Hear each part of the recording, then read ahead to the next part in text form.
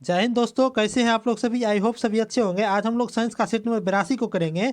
इस सेट में आज हम लोग पीरियोडिक टेबल से कुछ महत्वपूर्ण प्रश्न को करेंगे। ठीक, उससे पहले जो भी चैनल को सब्सक्राइब नहीं किए हैं चैनल को सब्सक्राइब कर लें तथा अपने दोस्तों में भी शेयर कर दें। और इसका पीडीएफ हमारे टेलीग्राम चैनल नॉलेज और पीडीएफ पर अपलोड कर दिया गया। टेलीग्राम चैनल का लिंक इस वीडियो के डिस्क्रिप्शन में दे दिया गया है।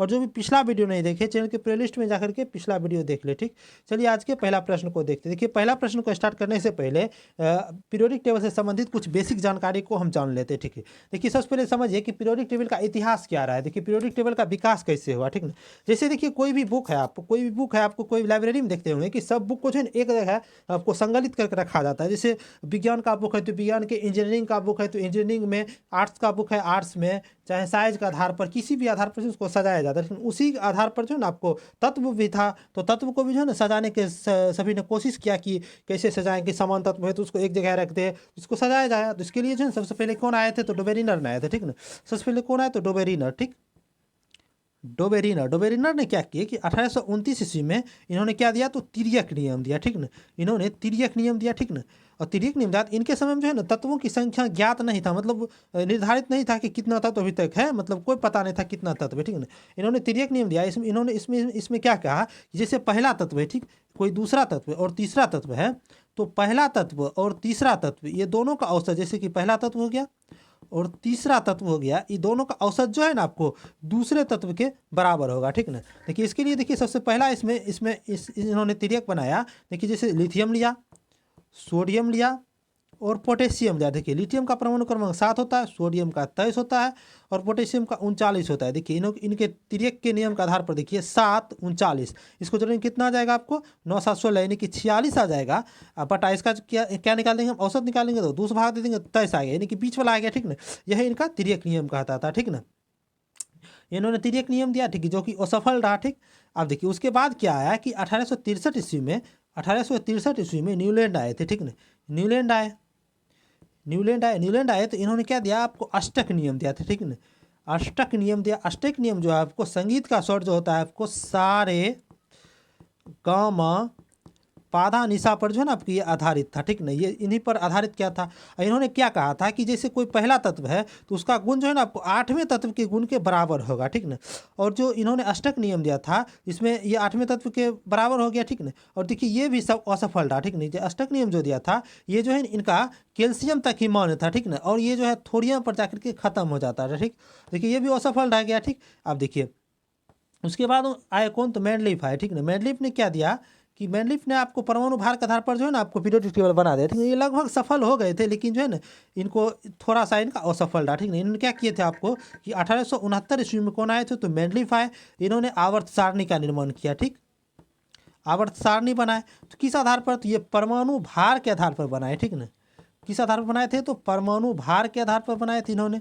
ठीक, परमाणु भार के आधार पर इसका इन्होंने अपना पीरियोडिक टेबल सजाया। ठीक है ना, लेकिन सब तत्व को तो इन्होंने सजा दिया, लेकिन जो है एक हाइड्रोजन था जिसे ये जगह नहीं दे पाए। क्यों नहीं दे पाए, क्योंकि हाइड्रोजन का जो है 3 को समस्थानिक होता है, तीनों का द्रव्यमान अलग अलग होता है, इसी कारण से उनको ये नहीं सजा पाए, तो इनका भी क्या होगा आवर्त सारणी आपको फेल रह गया। ठीक ना, अब उसके बाद आए 1913 ईस्वी में मोस्ले आए। ठीक ना, 1913 ईस्वी में मोस्ले आए। ठीक ना, जिन्होंने क्या किया कि आधुनिक आवर्त सारणी जो वर्तमान में चलता है, आधुनिक आवर्त सारणी उसको जो है ना विकसित कर दिए। और आधुनिक आवर्त सारणी जो है किस आधार पर किए तो ये परमाणु क्रमांक के आधार पर विकसित किए। ठीक है, कि परमाणु संख्या के बढ़ते हुए परमाणु संख्या के आधार पर इन्होंने विकसित किया। ठीक, देखिए अगर पूछेगा आपसे कि आधुनिक आवर्त सारणी का जनक किसे कहा जाता तो मोस्ले को कहेंगे। अगर पूछेगा कि आवर्त सारणी का जनक किसे कहा जाता तो मेंडलीफ हो जाए, क्योंकि देखिए मेंडलीफ जो आवर्त सारणी बनाए थे। ठीक ना, लेकिन आधुनिक आवर्त सारणी किन्होंने बनाए थे तो मोस्ले बनाए थे। ठीक, चलिए अब पहला प्रश्न को देखते हैं। पहला प्रश्न है कि 35 53 85 की समूह संख्या के तत्व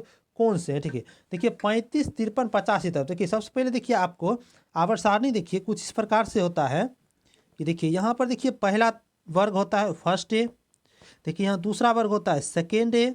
देखिए पहला वर्ग को कहा जाता है क्षारीय धातु, दूसरा वर्ग को क्षारीय मृदा धातु। देखिए यहाँ पर देखिए एक 7वां वर्ग होता है जिसे हेलोजन कहा जाता है, और ये 8वां वर्ग जो होता है जिसे हम एथ ए कहते हैं। तो ये एक यहाँ पर क्या रहता है आपको निष्क्रिय गैस रहता है, इसे सेवंथ ए कहते हैं। ठीक है, अब देखिए ये जो है आपको चारों वर्ग आपको याद रहना चाहिए कि यहाँ इसमें कौन कौन सा तत्व है। ठीक ना, देखिए पहला पहला वर्ग में कौन कौन सा तत्व है। देखिए हाइड्रोजन है शुरू में, hydrogen, lithium, sodium, potassium, rubidium, caesium और फ्रांसियम है, ठीक नहीं। क्षारीय धातु ये सब हो गया। उसी तरह देखिए कि क्षारीय मृदा धातु में जो तत्व है उसको भी ध्यान रखना है। देखिए हेलोजन, हेलोजन में कौन सा तत्व होता है कि हेलोजन में होता है आपको फ्लोरीन, क्लोरीन, ब्रोमीन, आयोडीन और एस्टेटीन होता है। और क्रिया गैस होता है एट है, एट में कौन सा रहता है सारा क्रिया गैस रहता है तो हीलियम, नियोन, आर्गन, क्रिप्टन रहता है, ठीक है ना। आप देखिए जो हेलोजन वर्ग है, जो देखिए इसमें जो है ना सारा जो है हेलोजन वर्ग का ही है। देखिए हेलोजन में कौन कौन सा रहता है, देखिए इसमें रहता है फ्लोरीन, क्लोरीन, ब्रोमीन, आयोडीन और एस्टेटीन रहता है, ठीक ना। देखिए फ्लोरीन का परमाणु क्रमांक आपको 9 होता है, ठीक। उसके बाद देखिए क्लोरीन का क्या होता है आपको कि 11 होता है। क्लोरीन 11 नहीं, सॉरी 17 होता है। उसके बाद ब्रोमीन का देखिए कितना होता है आपको 35 होता है। आयोडीन का 53 होता है। और एस्टेटीन का कितना होता है आपको 85 होता है, ठीक ना। देखिए इसमें क्या किया गया है, देखिए इसमें क्वेश्चन आपको पूछा है 35, 53, 85। देखिए 35, 53, 50 है, ठीक ना। ये तीनों किसका है तो ये हेलोजन वर्ग का है, ठीक। तो इसका उत्तर क्या जाएगा, इसका उत्तर हेलोजन हो गया, ठीक। चलिए अगला प्रश्न है कि जब तत्वों को परमाणु भार के बढ़ते क्रम में व्यवस्थित किया जाता है तो पहले तत्व के गुणधर्म जो है 8वें तत्व के गुणधर्म के समान होते हैं। संगीत के नोट्स के या किस तरह से नियम को जाना जाता है, ठीक ना। देखिए अभी तुरंत देखे थे कि न्यूलैंड का जो होता है आपको अस्तक नियम, ये जो है ना आपको पहला वर्ग का पहला जो तत्व है उसका गुणधर्म जो है 8वें तत्व के बराबर होता है। और ये संगीत के नोट्स कौन है तो सारे गामा के आधारित है। ये कौन सा होगा तो न्यूलैंड के अस्टर नियम का ये रूप है, ठीक। इसका उत्तर क्या हो गया, ऑप्शन नंबर डी हो गया, ठीक। चलिए अगला प्रश्न है कि सबसे बाहरी ऑर्बिट में डैश में इलेक्ट्रॉन की संख्या समान होता है। देखिए बाहरी ऑर्बिट में जो इलेक्ट्रॉन होता है उसे हम क्या कहते हैं, संयोजी इलेक्ट्रॉन कहते हैं, ठीक ना। इसमें क्या कहा है कि कौन सा ऐसा तत्व है दोनों जिसमें कि दोनों में संयोजी इलेक्ट्रॉन समान है, ठीक ना। देखिए जितना भी वर्ग है समान वर्ग में जो है ना आपका सभी का संयोजी इलेक्ट्रॉन क्या होता है, समान ही होता है, ठीक ना। देखिए इस सब में से देखिए कौन सा है जो कि समान वर्ग का उदाहरण है। देखिए समान वर्ग का देखिए उदाहरण इसमें से देखिए आर्सेनिक और बिस्मथ। देखिए आर्सेनिक और बिस्मथ जो है ये आपको किस में है तो ये देखिए आपको 15वां वर्ग में मिलेगा, ठीक ना। आर्सेनिक और बिस्मथ, ठीक ना। ये दोनों सेम वर्ग का है तो इसका क्या हो जाएगा, मतलब इसके बाहरी कोष में इलेक्ट्रॉन यानी संयोजी इलेक्ट्रॉन क्या होगा, समान होगा। इसका उत्तर ऑप्शन नंबर डी हो गया, ठीक। चलिए अगला प्रश्न है कि आधुनिक आवर्त सारणी में परमाणु संख्या 11 से लेकर के 18 वाला तत्व कहाँ रखा गया, यानी किस आवर्त में रखा गया, ठीक ना। देखिए आधुनिक आवर्त सारणी परमाणु संख्या 11, देखिए परमाणु संख्या 11 कहाँ है, देखिए परमाणु संख्या 11 ये हो गया। 11 से लेकर के 18, देखिए 11 से लेकर के आपको 18 देखिए यहाँ आर्गन पर है, ठीक ना। तो ये किस आवर्त में, देखिए पहला, दूसरा और तीसरा आवर्त में है। ये तीसरा आवर्त में हो जाएगा तो इसका उत्तर क्या हो जाएगा, ऑप्शन नंबर ए हो जाएगा, तीसरा आवर्त, ठीक। चलिए अगला प्रश्न है कि नीचे दिए गए वर्गीकरण में से कौन सा परमाणु द्रव्यमानों के आधार पर था। देखिए ऑप्शन ए है मैनलीफ, न्यूलैंड और मोसले। देखिए आप इसमें ध्यान रखिए कि देखिए एकमात्र मोसले थे जो कि परमाणु संख्या के आधार पर सजाया था, ठीक ना। उससे पहले जितना भी आए थे कौन कौन आए थे तो डोबेरिनर आए थे, न्यूलैंड आए थे और मैनलीफ आए थे। ये सब क्या किए थे कि परमाणु द्रव्यमान के आधार पर ही जो है ना ये तत्वों को सजाए थे, ठीक ना। ये क्या कहा है कि वर्गीकरण कौन सा परमाणु द्रव्यमान के आधार पर सजाए, देखिए कौन सजाएंगे तो डोबेरिनर, न्यूलैंड और मैनलीफ ये तीनों सजाएंगे। तो इसका उत्तर देखिए किस ऑप्शन में दिया तो ऑप्शन नंबर सी में दिया हुआ है कि डोबेरिनर, न्यूलैंड और मैनलीफ ये तीनों हो जाएगा, ठीक। चलिए अगला प्रश्न है कि डैश तत्वों में सबसे बड़ा अणु होता है। देखिए इसमें से कौन सा तत्व है जिसका सबसे बड़ा अणु है। देखिए क्या होता है कि सबसे पहले देखिए आवर्त सारणी में आप जब आवर्त में जब है ना बाएं से दाएं की ओर जाते हैं तो इसका देखिए आकार हो गया, आयतन हो गया, परमाणु त्रिज्या हो गया, ये सब क्या होता है आपको घटता है, ठीक ना। और जब वर्ग में हम टॉप से बॉटम आते हैं तो इसमें ये सब चीज़ क्या होता है आपको बढ़ता है, ठीक। यहाँ क्या है कि सबसे बड़ा अणु कौन सा है, ठीक ना। सबसे बड़ा अणु कौन होगा, देखिए इसमें देखिए कहाँ कहाँ क्या है तो हाइड्रोजन यहाँ है तो सबसे बड़ा तो हो ही नहीं सकता है क्योंकि देखिए यहाँ से नीचे जाएंगे तो बढ़ेगा, यहाँ से इधर जाएंगे तो घटेगा। तो इसका मतलब क्या होगा कि ये सबसे बड़ा नहीं होगा, ठीक।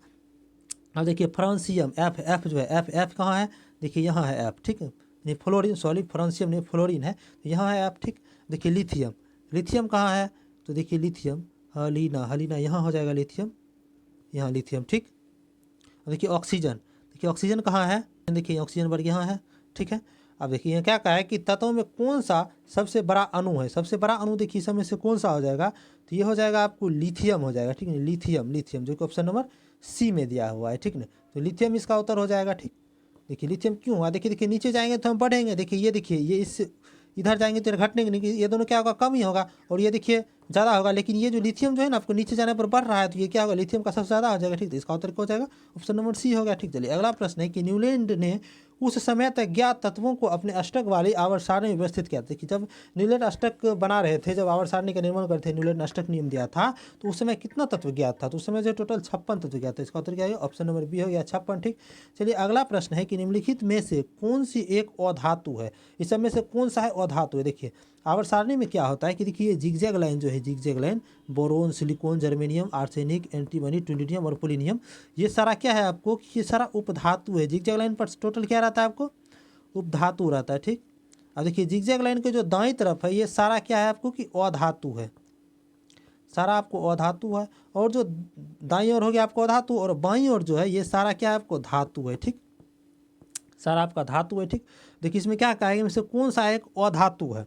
देखिए इसमें जो ऑप्शन दिया है इसमें देखने से ही पता चल रहा है कौन अधातु। देखिए लोहा तो धातु है, सब जानता है, एल्युमिनियम भी धातु है, सब जानता है, जस्ता भी धातु है, सब जानता है, लेकिन नाइट्रोजन क्या आपको अधातु है। देखिए नाइट्रोजन का देखिए स्थान कहाँ है, देखिए यहाँ है। ठीक, तो यहाँ इसका मतलब क्या हो गया, अधातु हो गया। ठीक, तो इसका उत्तर क्या है, ऑप्शन नंबर टी हो गया।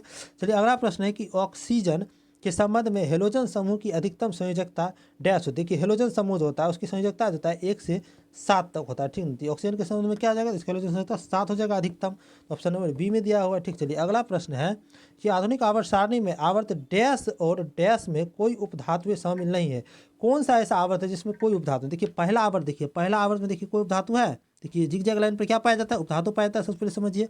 देखिए जिगजैग लाइन देखिए कौन कौन बना है, देखिए पहला आवर्त में भी नहीं है, अब देखिए और 7वां आवर्त इसमें भी नहीं है। ठीक ना, तो कौन कौन सा हो जाएगा, 1 और 7 हो जाएगा, जो ऑप्शन नंबर ए में दिया हुआ है। ठीक, चलिए अगला प्रश्न है, अगला प्रश्न है आपको कि डैश एकल परमाणुक अणु का एक उदाहरण है। देखिए एकल परमाणु का अणु, यानी एकल परमाणु क्या है, जिसमें कि एक परमाणु, जैसे देखिए H2 है तो इसमें क्या होगा, 2 परमाणु हो गया। ठीक ना, जैसे कोई P4 है तो इसमें क्या हो गया, 4 परमाणु हो गया। तो अगर H3 है तो इसमें 3 परमाणु हो गया। S8 है, 3 सल्फर में 8 परमाणु हो गया। ठीक है, उसी प्रकार देखिए आर्गन, देखिए आर्गन को कैसे लिखा जाता है, तो आर्गन को Ar लिखा जाता है, सल्फर को देखिए S8 के साथ लिखा जाता है, फास्फोरस को देखिए P4 के साथ लिखा जाता है, हाइड्रोजन, हाइड्रोजन को देखिए H2 के साथ हमेशा लिखा जाता है। ठीक है, तो देखिए इस सब में से कौन है जो कि क्या आपसे पूछा है कि एकल परमाणु, एकल परमाणु देखिए आर्गन ही है। देखिए सल्फर में भी 8 गो परमाणु है, पट ये जो फास्फोरस है इसमें भी 8 गो 4 गो है, और हाइड्रोजन में 2 गो है। इसका मतलब क्या हो, एकल क्या हो गया, आर्गन हो गया, इसी में तो एक है, तो इसका उत्तर क्या है, ऑप्शन नंबर ए हो गया आर्गन। ठीक, चलिए अगला प्रश्न है कि हीलियम और आर्गन में क्या समानता है। देखिए हीलियम और आर्गन जो है ये 18वें वर्ग का तत्व है। ठीक ना, 18वें वर्ग का तत्व है। ठीक ना, तो 18वें वर्ग का तत्व क्या है, तो अक्रिय गैस होता है, सारा क्या है अक्रिय गैस है। तो अक्रिय गैस जितना भी इसके बाह्यतम कोश क्या होता है, पूर्ण रूप से भरा होता है। ठीक है, इसका उत्तर क्या हो जाएगा, ऑप्शन नंबर डी हो जाएगा, दोनों का जो है बाह्यतम कोश पूर्णतः भरा होता है। ठीक, चलिए अगला प्रश्न है कि समूह डैश में निष्क्रिय गैस होता है। तुरंत देख रहे थे कि 18वां वर्ग में निष्क्रिय गैस होता है, तो सारा निष्क्रिय गैस को आप ध्यान में रखिए।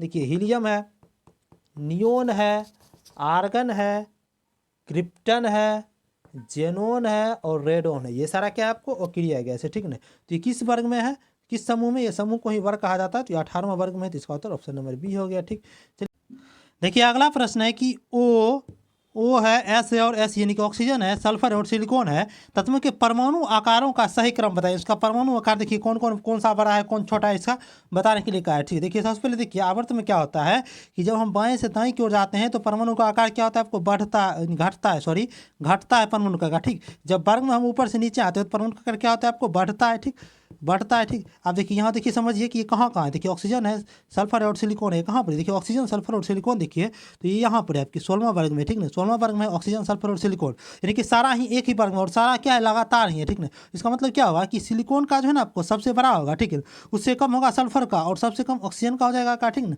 देखिए सबसे कम ऑक्सीजन का आकार सिलिकॉन का सबसे बड़ा और सल्फर का देखिए किस ऑप्शन में दिया हुआ है, तो ऑप्शन नंबर डी में देखिए सिलिकॉन का सबसे बड़ा, उसके बाद सल्फर का, और सबसे छोटा किसका, तो ऑक्सीजन का दिया हुआ, यही इसका सही क्रम हो गया। इसका उत्तर क्या है, ऑप्शन नंबर डी हो गया। ठीक, चला प्रश्न है कि न्यूलैंड की तालिका में डैश को हेलोजन के साथ रखा गया था। देखिए न्यूलैंड जो तालिका बनाए थे अष्टक नियम, उसमें इन्होंने क्या किया था कि हेलोजन के साथ जो है ना आपको कोबाल्ट और निकोल को रख दिया था। ठीक है, तो इसका उत्तर क्या हो जाएगा, ऑप्शन नंबर ए हो जाएगा CO और Na। ठीक, चलिए अगला प्रश्न है कि अधातुओं का व्यापक उपयोग डैश में होता है। देखिए अधातु जो होता है इसका प्रयोग होता है आपको खाद में। देखिए खाद में क्या होता है आपको NPK होता है। ठीक है, NPK ने क्या गया आपको नाइट्रोजन हो गया।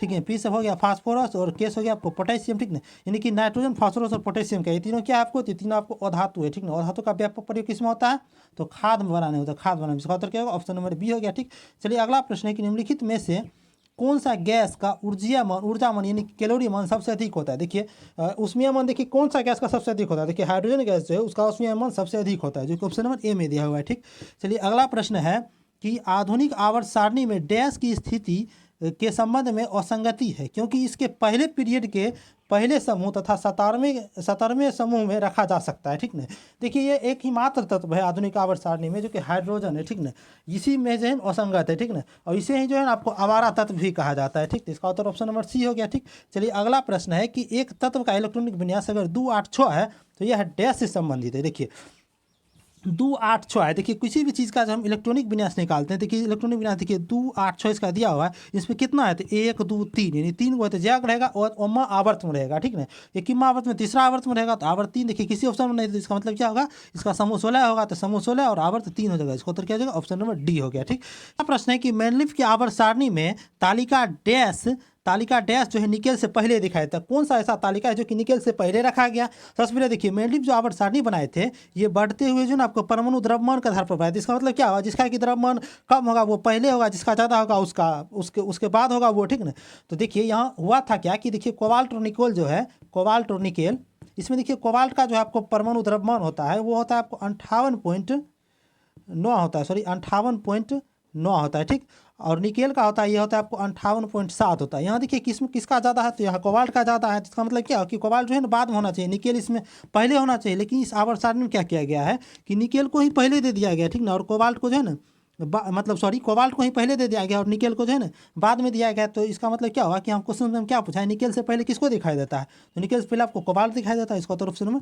सी हो गया। ठीक, चलिए आज का अंतिम प्रश्न था। जो भी चैनल को सब्सक्राइब नहीं किया चैनल को सब्सक्राइब कर लें तथा अपने दोस्तों में भी शेयर कर दें। उसका PDF हमारे टेलीग्राम चैनल नॉलेज और PDF पर अपलोड कर दिया। टेलीग्राम चैनल का लिंक इस वीडियो के डिस्क्रिप्शन में दे दिया गया। और जो भी पिछला वीडियो नहीं देखे चैनल के प्लेलिस्ट में जाकर के पिछला वीडियो को देख लें। चलिए वीडियो में अंत तक बने रहने धन्यवाद, मिलते हैं अगले वीडियो में।